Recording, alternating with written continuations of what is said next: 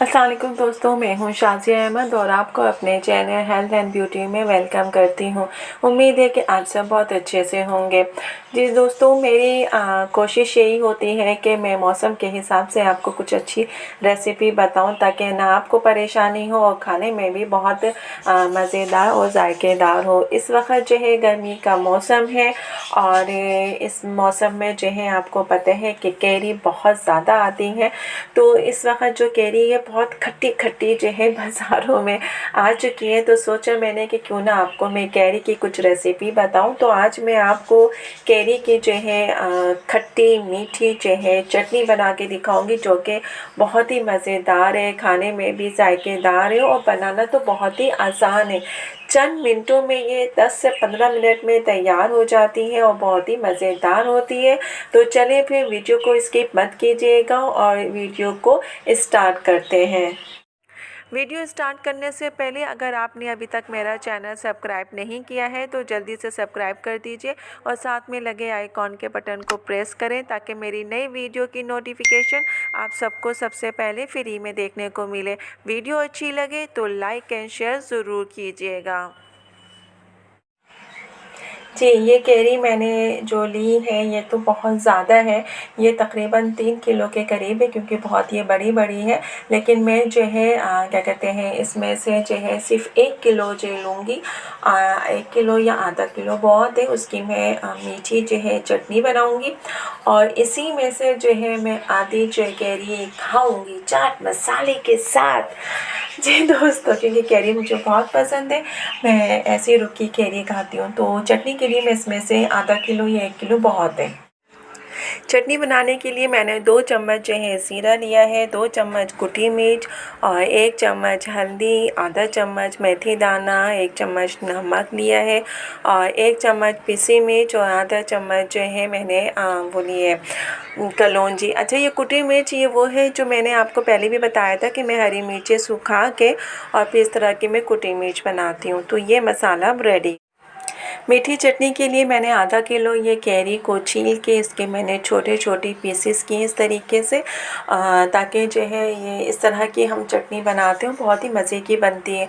तो मैंने इसको क्यूब्स को जो है काट के इसको अच्छे तरीके से वॉश कर लिया और फिर इसका पानी मैंने निकाल लिया। पानी निकाल के मैंने इसको इसमें रख लिया है। अब हम इसकी जो है मीठी चटनी बनाएंगे और इसको जो है आप पानी इसका खुश्क होने दीजिएगा फिर बनाइएगा तो बहुत मज़े। चटनी बनाने के लिए मैंने एक मीडियम साइज़ की प्याज ली, उसकी कट करके जो है मैं इसको ये देखें ब्राउन कर रही हूँ। और इसको हमने जो है डार्क ब्राउन नहीं करना है, लाइट ब्राउन करना है। जब लाइट ब्राउन हो जाएगा तो फिर जो मैंने कैरी के क्यूब्स काटे थे वो उसमें मैं डालूँगी। ये देखिए हमारी प्याज अब लाइट ब्राउन होना शुरू हो गई है। अब उसके बाद जो हमारी कैरी थी वो मैं इसमें डालूँगी। ये देखिए ये मैंने इसमें डाला। कैरी डालने के बाद भी मैंने जो है 1-2 चम्मच आँच चलाना है, इसलिए कि ताकि प्याज के साथ इसकी जो है मिक्सिंग जो है वो अच्छी तरीके से हो जाए और ये उसके साथ मिक्स हो जाए। हमेशा ये बात याद रखिएगा कि मैं वैसे भी कहती रहती हूँ कि जितनी अच्छी मिक्सिंग होगी उतना रिज़ल्ट आपका बहुत अच्छा आता है, चाहे वो मेकअप में हो या फिर खाने पकाने में हो।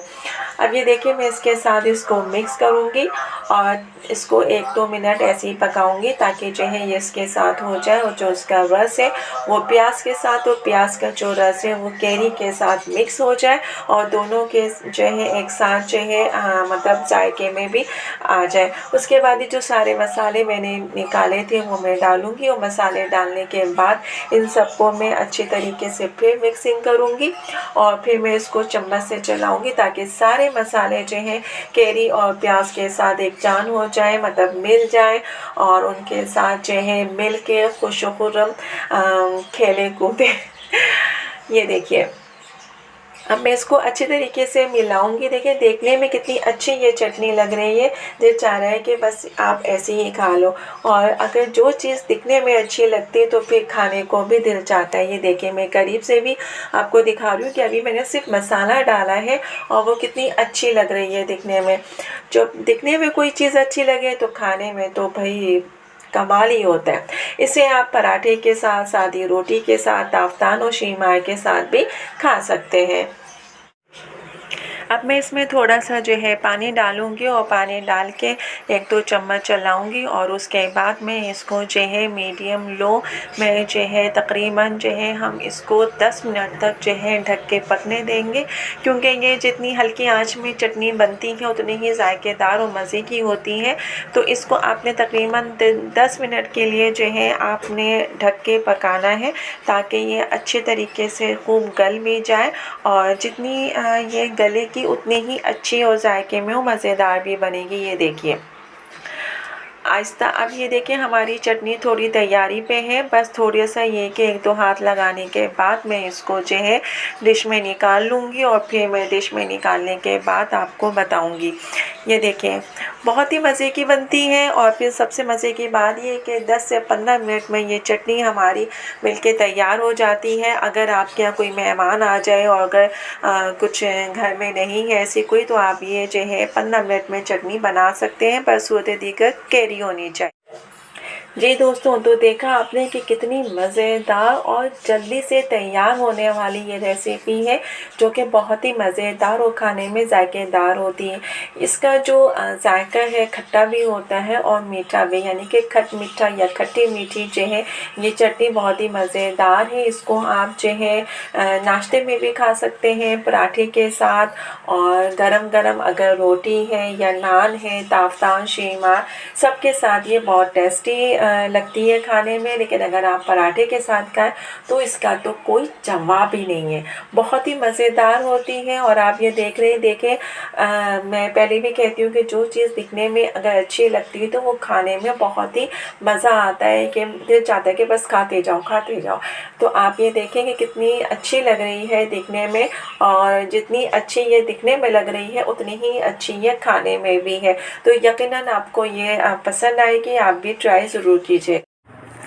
जी दोस्तों, तो आज की वीडियो मेरी आपको कैसी लगी कमेंट्स में ज़रूर बताइएगा, और अगर वीडियो पसंद आई है तो लाइक एंड शेयर ज़रूर कीजिएगा अपने दोस्तों के साथ भी। तो चले दोस्तों, चलती हूँ, दुआओं में याद रखिएगा, अपना बहुत ज़्यादा ख्याल रखिएगा। इंशाल्लाह फिर आऊँगी नई वीडियो के साथ, जब तक के लिए अल्लाह हाफ़िज़।